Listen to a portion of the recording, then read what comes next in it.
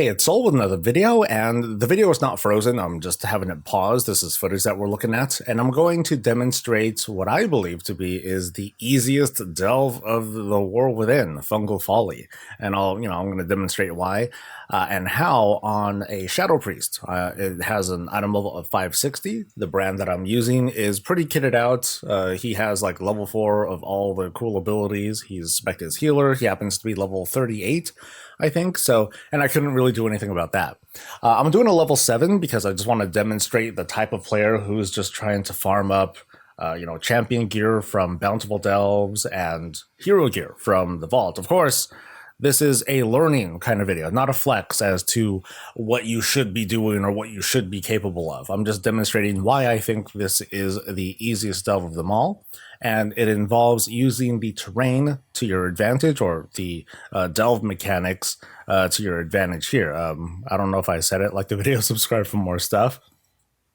And then we'll, I'll kind of jump around and just show off demonstrations of how these spore bits work, how you can best employ them, and use them to your advantage so you can do big dam without you actually doing the damage. So the story that we're dealing with here is Fungal Folly. I'm sorry, is to help out the Explorers League. So in this case, I need to fight someone, and now I'm going to try to lure these spore bits in. So when the spore bits become active, you can see there they become aggressive. And then their HP goes down very quickly. When it does go down, then they detonate and they'll deal damage. They'll knock folks back. They'll knock you back as well. And the damage is pretty significant. Sometimes it can be a little inconsistent. Maybe that's maybe it's just kind of a perception thing, and maybe the mobs actually just ran out or jumped out or something like that. But what you want to basically do in almost every pack that you run into here is grab spore bits. And they respawn very quickly too. You want to grab spore bits, lure them into the enemy or lure the enemy onto them, and just kind of kite them a little bit. Kite them in such a way that the enemy stays within the radius of the explosion, and you preferably do not. So in that case, I did. Whoops. But it's not fatal to you. The big thing is that it's doing a lot of damage to the enemy, and that it'll help you get through combat that much faster. So let's see how I handle this here. These fungal spirit tender dudes, these big guys, tons of HP. Takes a few explosions to take these guys out. But more than anything, like that's kind of where the ease of this this delve comes from. It's employing the use of the terrain, and the cool thing about delves overall is that you can just practice this. If you don't get it right, you like right from the very start of this delve, there's a spore that you can practice with. And then if things don't, if things work out, great. If things don't work out, you can reset and try it again. That's the beauty of this whole thing. And I guess, the moral of the story as well is the easiest delve is the one that you practice the most. And this is the one that I ended up kind of like playing around with the most. And, my takeaway was that, okay, this one feels the easiest. Whereas a very high mobility class who can skip mobs like a demon hunter, maybe they'll find a certain other delve to be much faster.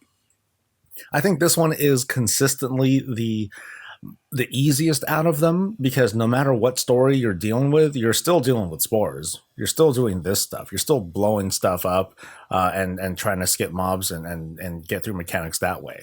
And also, depending on the layout, if it's not a layout that you're happy with, you can always reset it. And the cool thing about this delve is that you can see kind of an overhead of most, not all, but most of the packs that are available here. So you can see here I'm being a little bit reckless here, because I think I'm discovering here, I'm like, oh, I'm not taking nearly as much damage as I thought. Maybe they made the delve like a little bit easier. But also as a priest, there are certain mechanics that they can take advantage of. I turned my shadow fiend on, or shadow form on. I just noticed. That's cool. So I can bubble myself. I can use fate to drop aggro to heal myself. And again, brand is spec as healer. I think I kind of went overboard with the self healing and and trying to be sturdy. And that's on top of me having run this delve like a whole bunch of times. The only good equalizer is that I really suck on my shadow priest. So please don't pay too much attention to how well or not well I'm playing it. More than anything, it's a lot of practice. So like the big spirit tenders, one of the big things they do is they do a big cast. You saw that kind of shockwave with the swirlies. Whenever they do that, that gives you an opportunity to either deal out some damage, or to reposition, or to bring spore bits over. Hey, look at that! Cool. Now, sometimes the spore bit explosions, you can see that I tried to detonate two at a time, but only one exploded at first, and it hit me. Great. Excuse me.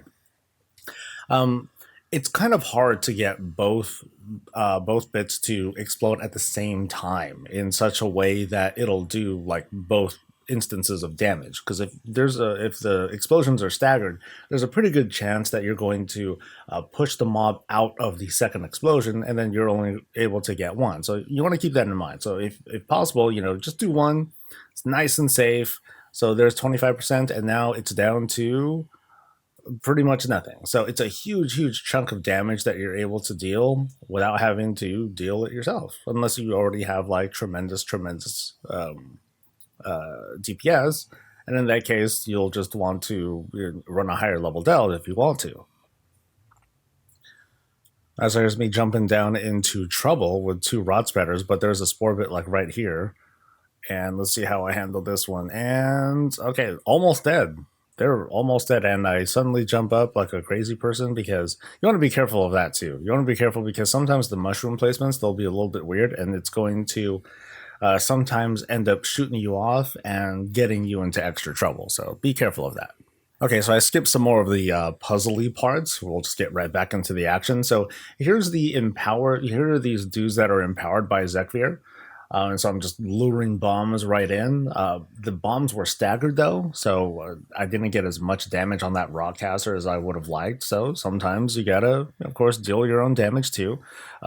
Keeping some aggro is going to be very important too. You don't want to just let Bran hold on to stuff, because then you'll lose control. So you want to have aggro where possible. And what's cool is that the knockback is going to is going to kind of like push the enemy in a way that it can give you some distance to reassess and okay, what do I do now? So here's the last guy to help out. I skipped the other puzzle stuff, like I said, and we're just going to take this guy out. Let me go ahead and get hopefully I can get in the spore bits. I'm going to go ahead and try to bomb him. Let's see, he's at 88% right now, and now he goes down to 60. So nice good chunk that gets taken out from there. You don't want to go too out of your way with trying to bomb these guys either, especially if your damage is like, if it's doing okay, then it's doing okay. You're not dependent on, oh gosh, I got to keep running the entire time until the next spore bit spawns. You can do damage on your own. You can see like I'm able to kind of like face tank them a little bit. I'm using some class abilities to handle things as well. And then we're going to blow them up one more time, probably. Yep, there you go. So once we get to the boss, this boss is a little is not unique. Like all the bosses have certain patterns, but this guy has especially long casts that let you maximize your distance between you and him in such a way that you can just let Bran do a lot of the work while you're just kind of hiding. Now you can see there that he's stunned temporarily.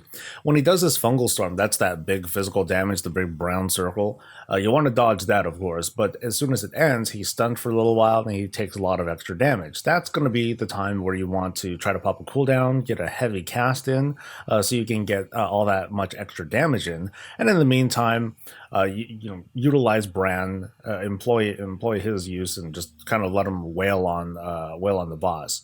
What I'm doing here is a good demonstration of what not to do, which is to run like a crazy person, especially when he does a fungal storm, and that now I just lost all that much damage. So don't do that. Be very careful. But while it does feel very dangerous seeing all these spore bits, and by the way, these spore bits do not damage the boss, unfortunately. It's not nearly as scary, because you can see like there are only short periods where he's actually chasing you or Bran, and then from there, that happened too. Anyway, while the fungal storm is going, he goes a little bit. He slows down, and you're able to just like safely run away. So it's a pretty easy boss to kite around, and if all else fails, I guess jump off the cliff. In this case, he didn't reset. I was able to. I was kind of like crossing my fingers, being like, "Oh, I hope it could. I hope this keeps going." I think he's about to do a cast. He's about to do a fungal storm. I'm gonna jump back up anyway, because I can. You know, it's pretty easy to run away from. I have a minor speed boost if I'm using my body and soul talent as a priest. But even if you're melee, you know what you want to do is just kind of like keep a minimum distance so that way you're not getting caught in these fungal explosions or fungal explosions, whatever they're called. You don't get hit by the fungal storm, but you want to be around for the fungal storm to end. So part of the strategy too is as you are running away from it, try not to aggro spore bits, because that's going to really throw off your timing. So let me see how it works out here. So I'm trying to avoid the spore bits, trying to be a bit better. And then there we go. Now I'm able to pop off a little bit, get some good damage in while he's stunned, and then we kind of repeat this pattern. So this delve overall, I believe the time, it took about 15 minutes to do. Not so bad, right? And so if you want to repeat this a whole bunch of times and max out your vault, that's totally cool. Or if you want to use your bountiful delves to do it, I mean, that's more ideal, so that way you can get the extra gear. But as for just the timing of getting this done, this feels fairly, not exactly brisk. I'm sure that there are others that we could do faster if we employ some tricks, but I feel like this one is just universally easier.